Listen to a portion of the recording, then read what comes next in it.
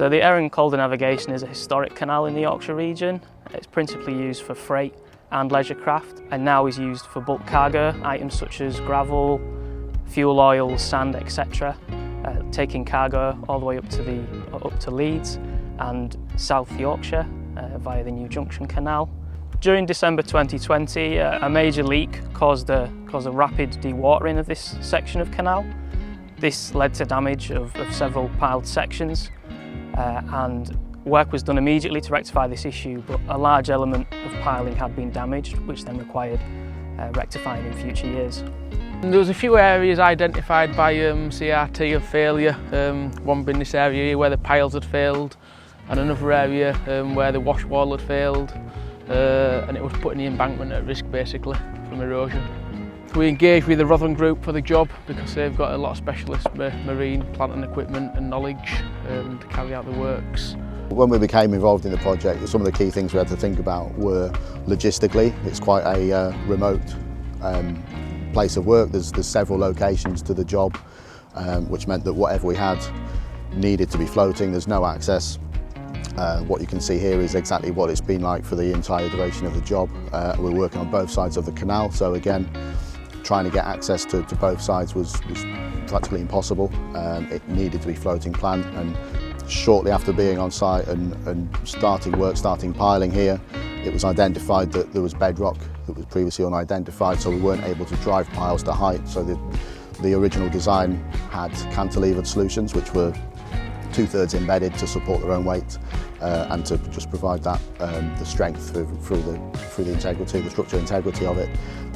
That wasn't able to be met, so we weren't able to fully cantilever, so we needed to then go back to the drawing board with Canal River Trust, J and Bentley, where we designed we co-designed the back-tied solution, which is, instead of a single pile going in, we then supported it with a further pile into the bank, tied in, just to give again that structural strength. Where we weren't able to get the depth, we were able to come up with an alternate solution. We've got quite a big fleet of specialist kit,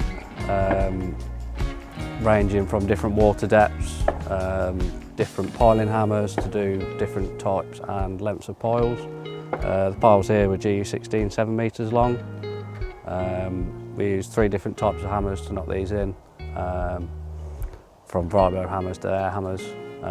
One of our larger crane boats, a 50-ton metre with 14.5 metres reach, to try and do quite a big chunk of piling in one go without moving the boats every now and again up and down. We have one of our floating platforms here with a 8-ton digger on, with our vibro hammer, hydraulic hammers, just to initially drive the piles into the ground to start with. Then we finish them up to height, one of our larger air hammers, BSP 600s. Most canals are like 1 to 1.5 metres deep. The Aire and Calder navigation is on an average up to about 3 metres, which meant we needed to install our longer stability legs on our crane boats and floating platforms to give us a bit of a solid platform to allow us to put these nice piles in the ground. As part of the project, we had to ensure that we had a lift plan in place for all the lifts that were taking place on site. And the reason for that was to ensure that we complied with the lifting regulations, and that meant our appointed person, Dan Harding, had to prepare that prior to the job starting. And then everybody that was on site have to sign on to that lift plan to ensure that they're complying with the regulations that are laid out in that. And that also includes any health and safety as part of the lift. This part of the canal, we use it to transport our base oil from our storage plant in Hull to our main yard in Rotherham.